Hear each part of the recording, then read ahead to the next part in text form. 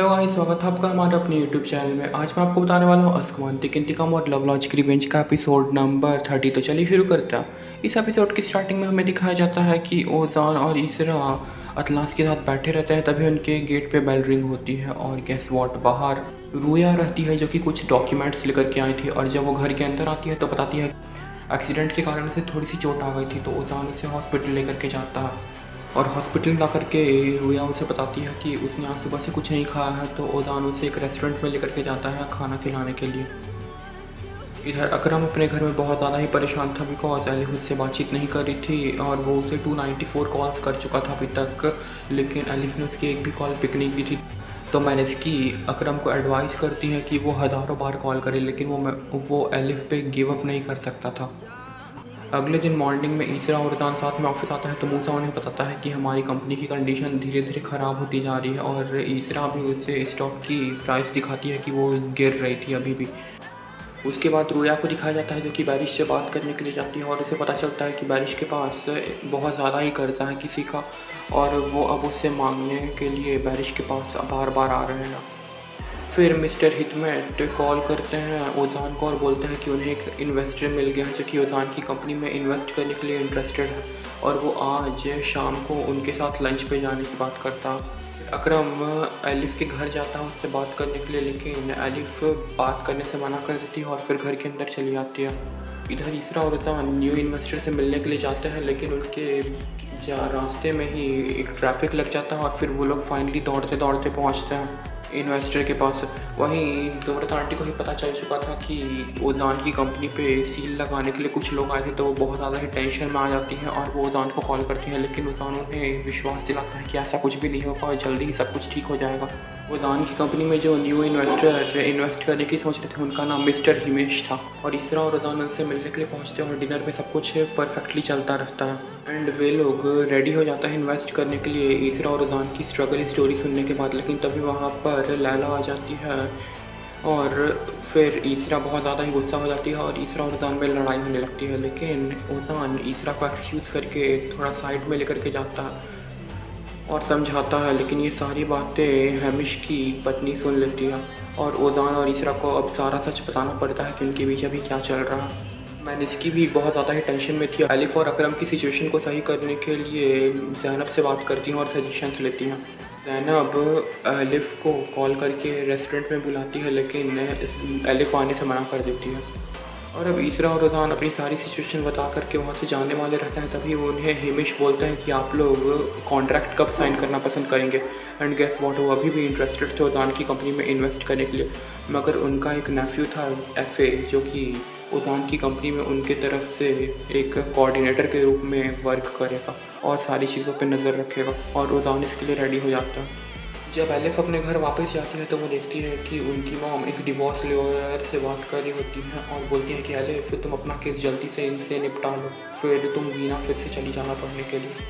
तीसरा फिर ऑफिस में रहती है और फिर ज़ैनब उसे सजेस्ट करती है आज तुम ओजान के साथ फाइनली नाइट स्पेंड करो और इन्जॉय करो। और ईसरा इस प्लान को इम्प्लीमेंट करने के लिए घर चली जाती है और उसे रूया बता रही थी कि आज ओजान का कोई प्लान नहीं है, लेकिन जब रूया को ये सारी बातें पता चलती हैं कि ईसरा क्या प्लान कर रही है शाम के लिए, तो फिर वो लैला को कॉल करके एक रेस्टोरेंट का एड्रेस देती है और बोलती है कि आज ओजान आपके साथ डिनर करने के लिए आने वाला है। ईसरा घर जा कर के नाइट के लिए बहुत सारी चीज़ें प्रिपेयर करती है और फिर रेडी हो जाती है और जब ओजान ऑफिस से घर जा रहा होता है तो फिर रूया उसे बोलती है लैला कि आपसे आज एक इम्पॉर्टेंट मीटिंग है। तो ओजान बोलता है कि वो नहीं जा सकता है, लेकिन बहुत ज़्यादा ही रिक्वेस्ट करने पे वो लैला के साथ डिनर पे चला जाता है। अब रात हो जाती है और फाइनली एलिफ और अकरम भी कैफ़े में किसी तरह से आकर के बैठ जाते हैं और उन्हें कोई डिस्टर्ब नहीं कर रहा था उस टाइम। और फाइनली अकरम अपनी बात रखने की कोशिश करता है कि जो भी वही मिसअंडरस्टैंडिंग थी, लेकिन एलिफ कुछ भी सुनने के लिए रेडी नहीं थी। और फिर एलिफ बोलती है कि शायद हमने बहुत ज़्यादा ही जल्दबाजी कर दी हम एक दूसरे को समझने में, शायद ये हमारा मिसअंडरस्टैंडिंग हो कि हम एक साथ हैं। और अकरम को ये बात बहुत ज़्यादा हर्ट करती है और फिर वो वहाँ से उठ करके चला जाता है। इधर ईसरा ओजान का वेट कर रही होती है, लेकिन ओजान नहीं आता तो रूया कॉल करके पूछती है कि ओजान कहाँ है। तो रूया उसे बोलती है कि उनकी आज लैला के साथ एक डिनर थी तो फिर वो वहीं चले गए हैं। और ईसरा का मूड बहुत ज़्यादा ही ख़राब हो जाता है और वो जो टेबल प्रिपेयर की थी वो उसे डस्टबिन में फेंक देती है।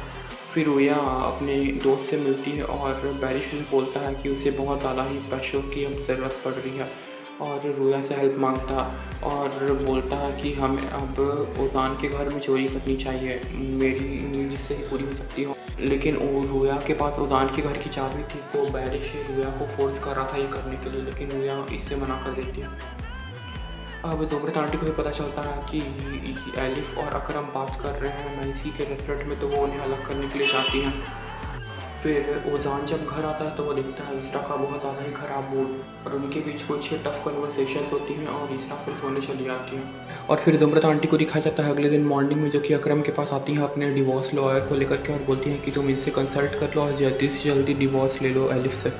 फिर ईसरा और अज़ान ऑफिस जाते हैं और ईसरा को दिखाया जाता है जो कि ज़ैनब से बात कर रही होती है और बोलती है कि तुम्हारा जो प्लान था वो बिल्कुल भी वर्क नहीं किया और ओज़ान लैला के साथ डिनर पे चला गया। और अब ईसरा ऐसा कुछ भी नहीं करने वाली थी, खुद को हर्ट करने देता। और अब एक न्यू एंट्री होती है मिलेनियम सॉफ्ट में, जो कि मिस्टर हिमिश के नेफ्यू की थी। एंड गेस वॉट, वो ईसरा को पहले से जानता था बिकॉज वो दोनों लंदन में साथ में काम कर रहे थे। पता नहीं इतनी कोइंसिडेंस कहाँ से हो जाती है। और अब ओजान को ईसरा से जेलस होने लगता है बिकॉज एफ़े और ईसरा बहुत ही फ्रीक्वेंटली बात कर रहे थे। इधर ज़ुमरत आंटी मैरिस्की के रेस्टोरेंट का मेजरमेंट लेती है और बोलती हैं कि इस रेस्टोरेंट पर भी अब मेरा हक होगा जल्दी ही। और वो ऐसा इसलिए बोल रही थी बिकॉज ज़ुमरत आंटी अभी एक लॉ की बुक पढ़ के आ रही थी जिसमें कि उन्हें पता चला था कि डिवोर्स के बाद लड़के के कुछ वर्थ पे लड़की का भी हक आ जाता है। लेकिन मैरिस्की उनके इस मिसकंसेप्शन को दूर करती है और बोलती है कि ऐसा कुछ भी नहीं होने वाला। फिर सारे ऑफिस के स्टाफ एफ़ए के साथ बैठ करके उसकी स्टोरी सुन रहे थे कि जहाँ जहाँ उसने वर्क किया था। और अब ओजान वहाँ पे आता है और बोलता है सबको अपने अपने काम में लगने के लिए और सारे स्टाफ अपने अपने वर्क में लग जाते हैं। और ईसरा ओजान से पूछती है क्या तुम मुझसे जलन ली है, तो ओजान बोलता है नहीं, मुझे तुमसे जलन क्यों की, और अपने ऑफिस चले जाता है और मूसा से बात करने लगता है। फिर ज़ुमरत आंटी को दिखाया जाता है जो कि एक बुक पढ़ रही थी और एलिफ आती है वहाँ पर और अपनी मॉम से पूछती हैं कि आप क्या कर रही हैं, तो ज़ुमरत आंटी उन्हें बोलती हैं कि मैं लॉ की बुक पढ़ रही हूँ और मुझे लगा था कि अभी हम मैनिस्की के रेस्टोरेंट पे कब्ज़ा कर लेंगे, लेकिन दुर्भाग्य से ऐसा नहीं होगा। और वो एलिफ को एडवाइस देती है कि तुम पहले अकरम को बोलो रेस्टोरेंट अपने नाम कर लेने, उसके बाद डिवोर्स लेना उससे, इससे तुम्हें रेस्टोरेंट में भी एक शेयर मिल जाएगा। फिर ओजान मूसा से पूछता है कि क्या मैं बहुत ज़्यादा ही बोरिंग हो गया हूँ, तो मूसा बोलता है कि ऐसा नहीं है ब्रो, बस तुम काम पे बहुत ज़्यादा ही फोकस करते हो और तुम्हारे बाकी चीज़ों पे कोई ध्यान नहीं रहता। ओजान उसे याद दिलाता है कि मैं बास्केटबॉल में बहुत अच्छा हूँ। ईसरा फिर एलिफ से बात करती है और ओजान अकरम से बात करता है बिकॉज उनके रिलेशन सभी अच्छे नहीं चल रहे थे और वो लोग साथ में बैठ करके एक दूसरे को समझाने की बात करते हैं। अब रात हो जाती है और फिर मूसा याद दिलाता है ज़ैनब को कि हम लोगों को मिले हुए आज 1 साल हो चुके हैं, और वो एक रिंग जैसा बॉक्स निकालता है अपने पॉकेट से और एलिफ की ओर बढ़ाता है, बोलता है कि मैं तुम्हें ईयर रिंग्स गिफ्ट करना चाहता हूँ। और ये देख करके ज़ैनब बहुत ज़्यादा ही गुस्सा हो जाती है और बोलती है कि मुझे लगा था कि तुम मुझे मैरिज के लिए प्रपोज़ कर रहे हो, लेकिन ऐसा नहीं है, और गुस्सा होकर के वहाँ से चली जाती है। फिर अकरम, मूसा और ओजान साथ में एक कैफ़े में बैठे रहते हैं और फिर अपने दुख को साझा कर रहे होते हैं और बोलते हैं कि उनकी लाइफ कितनी टफ़ चल रही है। वहीं दूसरी ओर ईसरा, एलिफ और ज़ैनब बैठे रहते हैं और अपने लाइफ के बारे में बातचीत कर रहे होते हैं। फिर रुया ऑफिस में ही अभी प्रेजेंट रहती है और जब सारे स्टाफ से ऑफिस से चले जाते हैं तो वो मूसा के कैबिन में जाती है ओजान के घर की चाबी लेने के लिए, और फिर चाबी लेकर के वो बैरिश को कॉल करती है और एक गाड़ी मंगाने के लिए बोलती है। और ऑफिस के बाहर ही बैरिश गाड़ी लेकर के रेडी था। फिर ओजान, अकरम और मूसा भी ऑफिस में आ जाते हैं और एलिफ और अकरम के बीच ही जो टफ़ थिंग्स हुई थी वो अब नॉर्मल होने के सिचुएशन में थी और फाइनली सब कुछ सॉर्ट हो जाता है। और ज़ुमरत आंटी के लिए किसी शौक से कम नहीं था। इधर बैरिश और रुया चले जाते हैं ओजान और ईसरा के घर में चोरी करने के लिए, और जब वो लोग घर में एंटर करते हैं और घर से बहुत ही प्रीशियस थिंग्स को खोज करके निकलने की कोशिश करते हैं, तभी ईसरा और ओजान घर वापस आ जाते हैं और फिर बैरिश और एलिफ ओजान के रूम में जाकर के छुप जाते हैं। तभी ओजान को अपने रूम से आहट सुनाई देती है और फिर वो ईसरा के साथ उस तरह बढ़ता है और यहीं पर ख़त्म होता है हमारा आज का एपिसोड। तो अगले एपिसोड में हम जानेंगे कि क्या रुया पकड़ी गई या फिर बच गई।